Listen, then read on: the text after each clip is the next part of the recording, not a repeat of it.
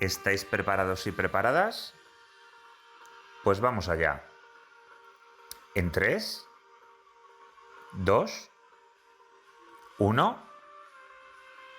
Bienvenidos y bienvenidas al podcast El Derecho y el Revés, la ley como nunca antes te la han contado, locutado por Daniela y John, donde vamos a abordar las últimas novedades legislativas que os van a ayudar con el estudio de vuestras asignaturas. Vamos a por ello. Hola, bienvenidos y bienvenidas a todos y a todas al nuevo episodio del podcast El Derecho y el Revés, la ley como nunca antes te la habían contado. En el episodio de hoy tenemos con nosotros a la profesora Cristina San Miguel Caso, profesora de Derecho Procesal de la Universidad de Cantabria. Hola, Cris. Hola. Y en el episodio de hoy vamos a hablar de un tema en el que nuestra invitada es especialista, que es el tema de los juicios paralelos, pero lo vamos a hacer a través de una especie de comentario a un documental sobre el caso de Amanda Knox. Cuando quieras, Cris, si quieres, nos cuentas primero un poquito de qué trata este caso. Pues mira, el caso de Amanda Knox yo creo que es un caso muy significativo porque además tuvo mucha repercusión, no solo a nivel nacional, que sucedió en Italia, sino también a nivel internacional. Amanda Knox es una estudiante estadounidense que en el año 2007 va a Perugia a hacer pues, una estancia de Erasmus. Allí conoce a Rafael, del que bueno, parece que se enamora, tienen una semana muy intensa de amor, y resulta que de camino a su casa entra un día pues, normal, un día tranquilo, entra y ve que hay unas gotas de sangre en el baño. Y entonces ella se ducha, algo que parece un poco inexplicable, ¿no? Porque si ves unas gotas de sangre parece que igual dices, oye, igual ha pasado algo. Y ella se ducha y después ve que hay más gotas de sangre, entonces ya se alarma y vuelve a casa de Rafael. Rafael la vuelve a acompañar a su casa, intentan entrar y ven que hay unos signos de que igual hay una puerta que ha sido forzada, una ventana rota. Intentan entrar en el cuarto de Meredith, que Meredith era la que vivía con Amanda en su casa. No lo consiguen, llaman a la policía y cuando la policía llega, echan la puerta abajo y ven que Meredith ha sido asesinada. En ese momento empieza todo un proceso de investigación y demás y al final Amanda y Rafael se ven envueltos en ese proceso judicial porque son acusados por la muerte de Meredith. Vale, y sí, hemos dicho que íbamos a tratar el tema de los juicios paralelos. Este caso, entonces, ¿es un juicio paralelo? Cuéntanos un poco. Eso es, este caso yo creo que sí que es un juicio paralelo porque cuando hablamos de los juicios paralelos siempre tenemos en mente que es un medio de comunicación que antes de haber obtenido una sentencia judicial parece que nos va contando el caso, pero nos lo va contando de una forma que igual está un poco, bueno, pues inclinada a que nosotros incluyamos si esa persona es inocente o es culpable. Aquí desde el principio de la investigación, toda la cobertura mediática que hicieron los medios de comunicación, no solo nacionales en Italia, sino internacionales, porque tuvo una cobertura internacional. También en Estados Unidos, puede ser. En Estados Unidos, en España, o sea, lo que pasa es que este caso, como es del año 2007, pues hay mucha gente que no le conoce por la distancia ya en el tiempo. Pero sí que es verdad que hubo una cobertura mediática brutal y tanto fue que todo el mundo creía que Amanda y Rafael eran los culpables porque además hubo además también una cosa muy significativa y es que empezaron no solamente a declarar esa culpabilidad mediática que al final parece que funciona como una especie de sentencia anticipada. Esa sentencia mediática parece que es como una sentencia anticipada. Sí. No solamente eso, sino que además empezaron también los medios de comunicación a dibujar como un perfil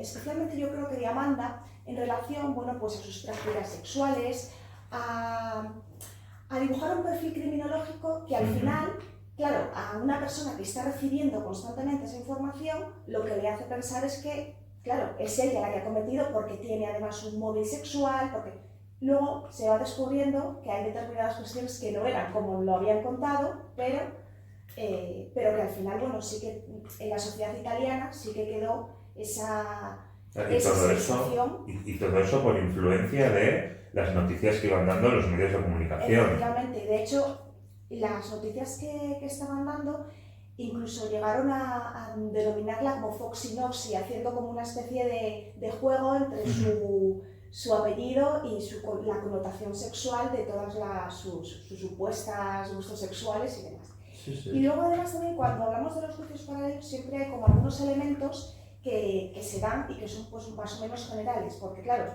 hay que saber también que no toda la información periodística que recibimos de un caso es un juicio paralelo, ¿no? Generalmente podemos decir que...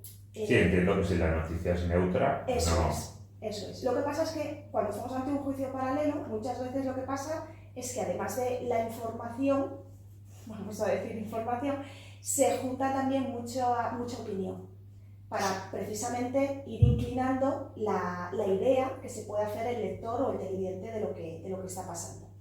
Y yo creo que aquí los elementos más comunes que podríamos destacar podrían ser, por ejemplo, la quiebra de la presunción de inocencia de Amanda Knox, porque desde el primer momento ella era culpable, luego eso, que te cuento, incide mucho en la investigación, ese daño a su honor, a su imagen e incluso a su intimidad, porque en este caso como lo llevaron todo hacia una conducta sexual determinada, sí. Pues yo creo que eso afectó mucho también a su intimidad. Y luego además también, claro, con toda esta cobertura de los juicios paralelos se produce una gran estigmatización en el sujeto, es decir, el hecho de que una vez ya haya pasado todo el proceso judicial, la gente te identifique por la calle. Claro. Y de hecho en el documental hay un momento en el que Amanda Knox dice que ella está comprando en el supermercado y la persona que está detrás de ella le dice, yo a ti te conozco. Y dice ella, no, usted a mí no me conoce de nada, ¿no? Pues eso. Entonces, ¿cuáles serían los elementos así que más destacas de este caso? Pues yo creo que el primer elemento que habría que destacar sin duda es la investigación. Además, el Tribunal Supremo Italiano, cuando acaba todo este proceso judicial, porque es un proceso judicial que empieza declarándoles culpables, luego apelan y les declaran inocentes. Sí, porque tiene varias instancias. Luego vuelven a recurrir y les declaran otra vez culpables y finalmente les declaran inocentes. Pues ya cuando llega a esa última instancia, el Tribunal Supremo Italiano lo que alude es a unos defectos asombrosos en la investigación. Y yo creo, bueno, además en el documental queda como muy patente la figura de ese fiscal investigador, que además está, yo creo que muy condicionado por sus creencias religiosas, por su propia ideología, porque hay dos momentos que yo creo que son muy significativos. El primero es cuando, por ejemplo, llega la policía llega la policía a casa y descubren que Meredith ha sido asesinada y ellos dos, Rafael y Amanda, están fuera de casa y están dándose besos, ¿no? Entonces hay dos veces en el documental que dicen que tenían una actitud muy inapropiada, como que igual tenían que estar, no sé si llorando o parece que en la imagen parece que se están consolando, sí. No es que haya una actitud inapropiada más allá de lo que pueda ser un simple consuelo entre dos personas que están, bueno, que son dos jóvenes de 20 años y que se están viendo con una situación muy complicada. Sí, claro. Y luego hay otra cuestión que yo creo que es algo más subjetivo que objetivo, y es que el cuerpo de Meredith estaba tapado con una manta. Y entonces ahí el fiscal dice que eso solamente lo puede hacer una mujer. El hecho de tapar a Meredith con una manta. Es decir, ya... No figura el fiscal. Claro, en este caso dices, bueno, ¿y por qué una mujer lo hace? Él dice, además como participa en el documental, dice abiertamente que un hombre la puede abusar de ella sexualmente, matarla y se marcha, pero que una mujer no, una mujer la taparía, ¿no? Entonces, son como una serie de creencias subjetivas que condicionan constantemente a la investigación y de hecho, esto es lo que en las investigaciones se llama la visión de túnel, es decir, encontrar a una persona que crees que puede ser y ver cómo todas las pruebas se van dirigiendo hacia esa persona, es decir, buscar pruebas para culpabilizar a una persona, en vez de ir buscando las pruebas que hay en el caso, porque claro, en la habitación se encontraron restos de ADN, no había restos de ADN de Amanda. Entonces, también te hace un poco sospechar. Luego también en la investigación hay una cosa muy interesante y es el cambio de versión. Es decir, Rafael hace un cambio de versión diciendo que ha mentido porque Amanda le ha dicho que tenía que mentir. Hay otro cambio de versión de Amanda que empieza a culpabilizar a otra persona, a Patrick Lumumba, que era el jefe suyo en el bar. Y claro, luego resulta que les dicen, bueno, pero ¿por qué habéis cambiado de versión? Y ellos confiesan que se han sentido muy presionados por la policía y que incluso les han hecho creer que esta persona estaba involucrada, porque claro, han estado tras muchas horas de interrogatorios. Sí. Y bueno, yo creo que hay que tener en cuenta también la falta de madurez en este caso, ¿no? Es gente muy joven, sometido a una fuerte investigación policial, que incluso, bueno, Rafael llega a decir que son como demasiado, no recuerdo la palabra, pero bueno, Amanda también dice que cree que a Rafael le llegaron a pegar, es decir, una investigación, bueno, Sí. que no estaría permitida. Un poquito agresiva, un poco... Y de hecho, fíjate que cuando yo escuché esto en el documental, me acordé del caso de Rocío Bánico, del novio de Rocío Bánico, porque en el documental que hay sobre el caso, yo creo que es la madre del novio de Rocío Bánico, llega a decir que el hijo llegó un día y le dijo, mira, voy a confesar, voy a decir que he sido yo porque no soporto esta presión. Y le dijo, madre, no se te ocurra porque si tú no has sido, no, pero hasta el punto de decir, voy a decir que he sido yo porque ya no puedo más. más. Ya no puedo más, psicológicamente es un machaque. Entonces esto me recordó mucho a ese caso, ¿no? Es decir, ¿cómo puedes, porque desde fuera puedes pensar, si yo no he sido o yo no voy a cambiar de versión? Bueno, yo creo que hay que verse también en la posición y estar, bueno, pues preparado para soportar esa presión. Y luego el primero de los elementos que comentabas, esa, digamos, visión del fiscal en que ya también recuerda un poquito al caso también mediático en España del caso Asunta, en la que el fiscal decidió desde el principio quiénes eran los culpables y todas las pruebas apuntaban lo que acabas de comentar también en el mismo sentido. Sí, eso suele pasar mucho. Y además suele pasar mucho cuando estamos en casos de este estilo de juicios paralelos, porque también se da la situación de que se pueda dar una presión por parte de los medios de comunicación. Y en este caso, en el caso de Mandarox, había como una urgencia por parte de los medios de comunicación de encontrar ya al culpable.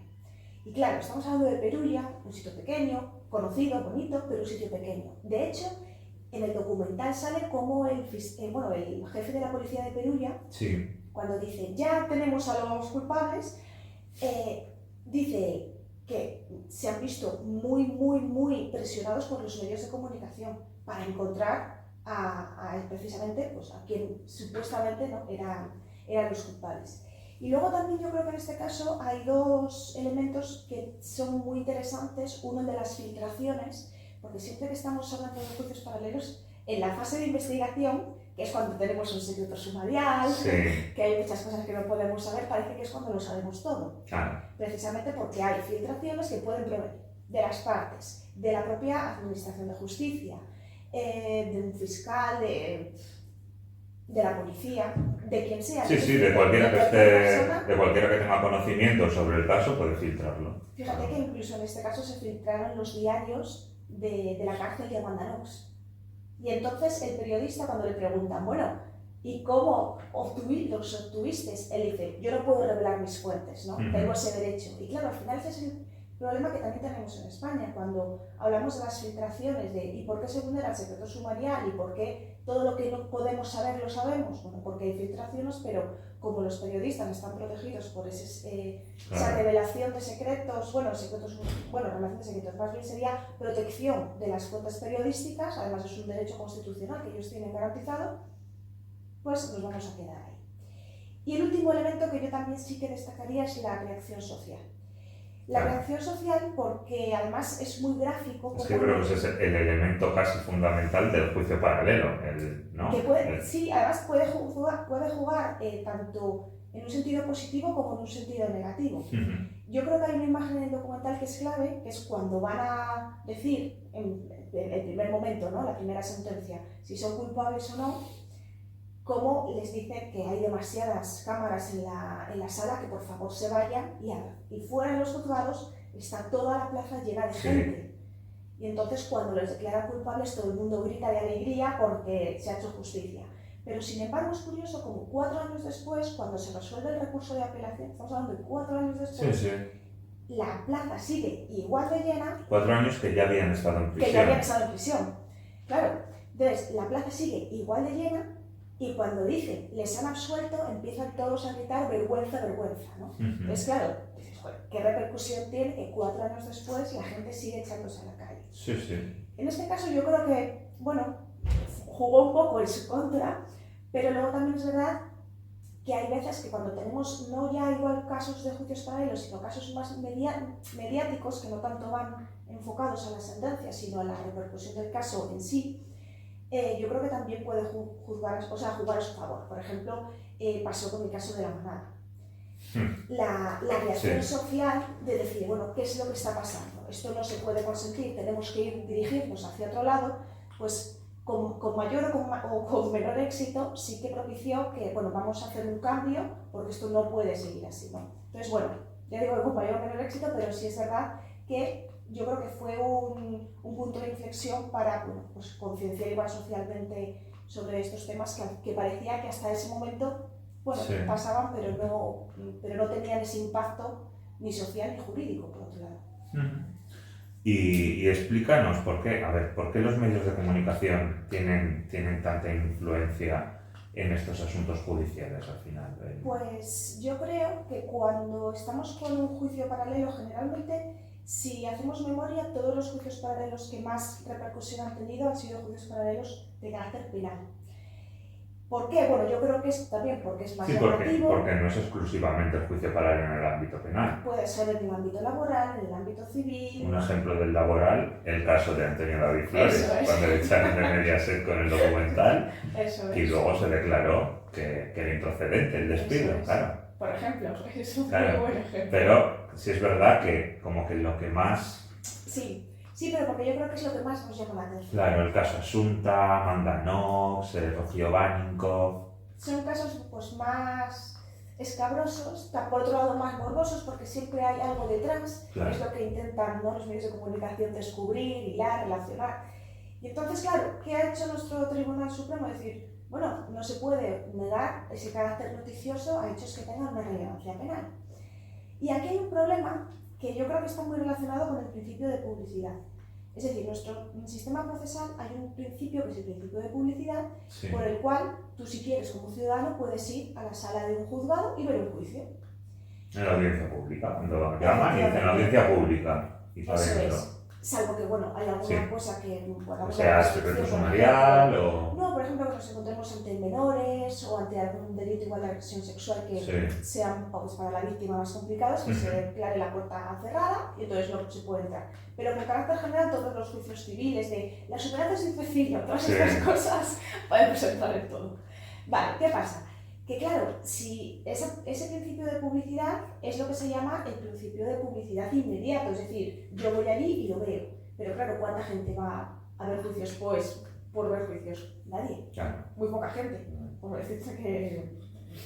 Claro, entonces... Los alumnos de Derecho que quieren ver cómo va la cosa y poco más. Y obligados.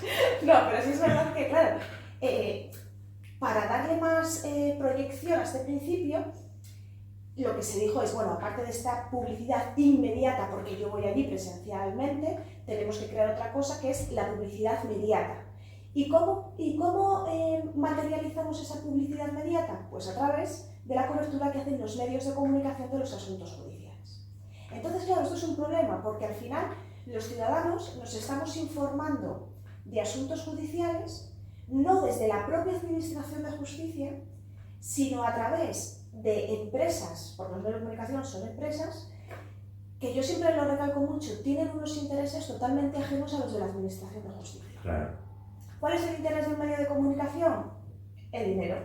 Es decir, el que tú hagas clic, el que tú veas la noticia, el ser el primero que da la información, que la contraste o no, bueno, eso ya lo veremos, ¿no? Habrá casos, sí, eso es muy fuerte en el documental, cuando salía el periodista diciendo, no, a mí me llegaba la información. Y es que casi no me daba tiempo ni a comprobarlo, tenía que decir para ser el primero, se veía ahí, claro, que decías, madre mía, digo, o sea, te decir, igual lo ha visto un periodista, por decirlo así, con principios, y has dicho, madre mía, qué imagen nos están dando también a los periodistas, pero sí, ese punto me chocó también en el documental, que dije, madre mía, no tienen, dicen de los abogados que no tienen corazón, pero este hombre, pero sí. Pero claro, esto también es un problema para los medios de comunicación que contrastan las noticias, que al final están siempre en desventaja frente a un medio de comunicación que pueda ser más sensacionalista, Sí. que no contrasta la información, pero es el primero en que la publica. Y al final... Los pseudomedios estos que tenemos por ahí ahora. Claro, y al final, pero la gente lo que hace es consumir eso, que es lo también otro aspecto que es preocupante, que bueno, habría que darle otra vuelta. Entonces, claro, nos estamos informando de algo que hace un servicio público como es la Administración de Justicia a través de un agente totalmente externo que tiene otro tipo de intereses. Y claro, esto al final lo que hace es que tengamos una sensación de desprotección, de miedo hacia el sistema de justicia, de desconfianza absoluta. Y claro, por eso siempre, cuando hacen esas encuestas de opinión, siempre la Administración de Justicia sale fatal parada porque no se comprende, porque no se entiende, porque si a ti un medio de comunicación te está diciendo esta persona es culpable porque hay esta prueba, esta prueba, esta prueba, y resulta que tú después tienes una sentencia que es totalmente distinta a lo que te llevan años, porque claro... Tú ya tienes en la cabeza que era culpable y a ver cómo te lo dices. Algo ha fallado, la justicia ha fallado, porque si llevo años oyendo que una persona es culpable, ¿ahora qué pasa? Porque es inocente, ¿no? Claro. ¿Quién es? ¿De quién es hijo? Sí, sí. Claro, entonces al final pasa eso y eso, yo creo que eso es un problema de los periodistas, pero también es un problema de la Administración de Justicia.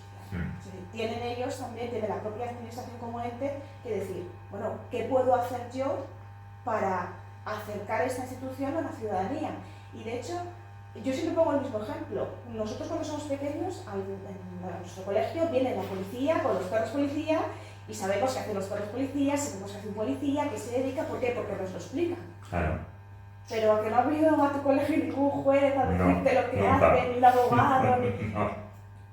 ¿Y por qué no lo hacemos? Es decir, vamos a acercar la institución ya desde edades muy tempranas, pero con una metodología pues más didáctica, más para que un niño sepa que un policía hace eso, pero que un juez también tiene otra función, ¿no? Efectivamente. Yo creo que se podría. Y luego una última pregunta que ya no está tan relacionada, digamos, con los juicios paralelos, pero sí que tiene una conexión. O sea, hemos visto que les condenaron, entraron a prisión, se apeló, siguieron en prisión y luego finalmente, en última instancia, se les declaró inocentes y quedaron en libertad. Ahora, ¿qué pasa? O sea, si realmente son inocentes, todo el tiempo que han estado en prisión se resarce de alguna manera. El caso de Dolores Vázquez con Rocío Báñico, se la condenó y luego, no, es que es inocente. ¿Y ahí qué pasa? O sea, por ejemplo, en España, ¿qué pasa? ¿Hay algún tipo de reparación de lo que te ha supuesto estar en prisión por un crimen que tú no has cometido? Pues en la Ley Orgánica del Poder Judicial se contemplan dos figuras. Una es el funcionamiento normal de la Administración de Justicia, que es, imagínate, pues, un caso en el que imagínate un caso que estás en prisión preventiva y resulta que estás 4 años en prisión preventiva porque tu expediente ha desaparecido. Imagínate, o sea, tiene que ser una cosa muy rara, Sí. pero bueno, casos hay, ¿eh? Sí, claro, ¿no? Sí, Ya hemos visto el de Dolores Vázquez, por ejemplo. Entonces, en esos casos, bueno, pues se tienen que dar una serie de elementos que de hecho sea atribuible a la Administración de Justicia, que la persona investigada no tenga ningún tipo de responsabilidad, bueno. Pero esto es más como para otro tipo de casos, ¿no? Sí. Y después de este funcionamiento normal tenemos lo que nosotros llamamos el error judicial, que El error sería judicial. aplicable a estos casos de juicios paralelos, al caso Amanda Knox y al caso sobre todo de Dolores Vázquez. ¿Qué sucede? Que este caso, o sea, esta figura ha sido muy debatida, primero porque no se ponían de acuerdo en qué es el error judicial, y luego, claro, porque decían, bueno, pues es que puede ser que sí, que nos habíamos equivocado, pero claro, como el derecho es interpretable, ¿hasta qué punto? Porque si todo parecía ir en la buena dirección, al final no ha habido un error, pero, o sea, es decir, había pues estos muchos matices, sí. conceptos jurídicos indeterminados, que al final a saber lo que es, ¿no? ¿Y qué pasó? Que la historia es muy curiosa porque el error judicial se regula en el artículo 294 de la Ley Orgánica del Poder Judicial.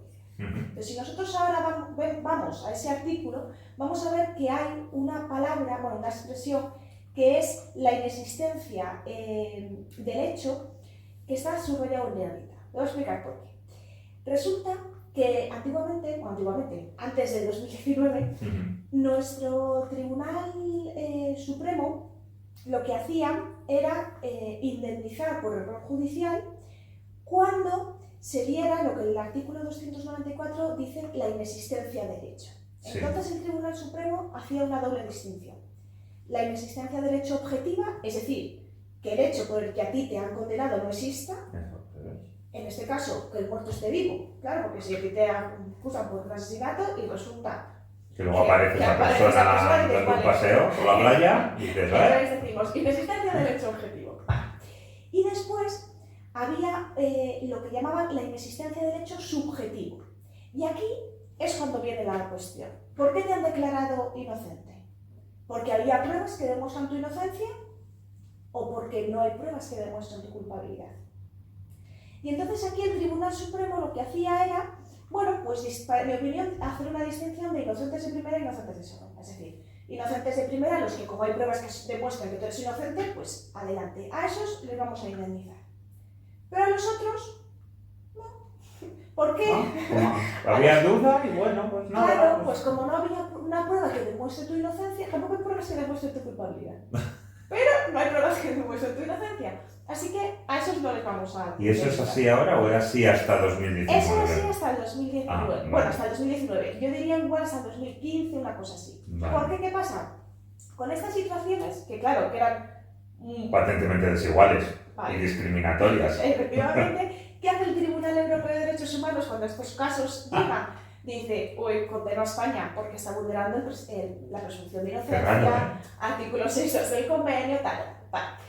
Y entonces, ¿qué hace el Tribunal Supremo? Dice, vale, claro, si tú eres Tribunal Supremo, lo que tendrías que haber hecho es decir, vale, pues voy a hacer la interpretación extensiva y entonces voy a meter la inexistencia subjetiva, pero tanto si hay pruebas que demuestren mi inocencia como si no hay pruebas que demuestren mi culpabilidad. Vale.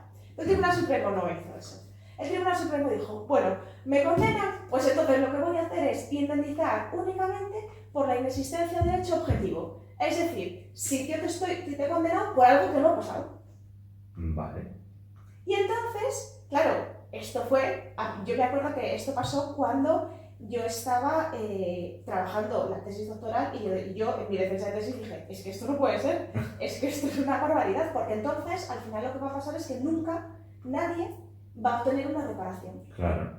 Porque claro, si únicamente nos vamos a basar en la hipótesis de que el muerto resulta que esté vivo, bueno, claro, pues vamos. Si resulta que lo ha matado otra persona, no te van a indemnizar. Efectivamente. Que es de tracar. Claro, y entonces, ¿qué pasó? Que esto llegó al Tribunal Constitucional y fue en el año 2019 cuando hay una sentencia que es la 85/2019 de 19 de junio que declaró nulo en el propio precepto, en el artículo 294, la inexistencia de derecho.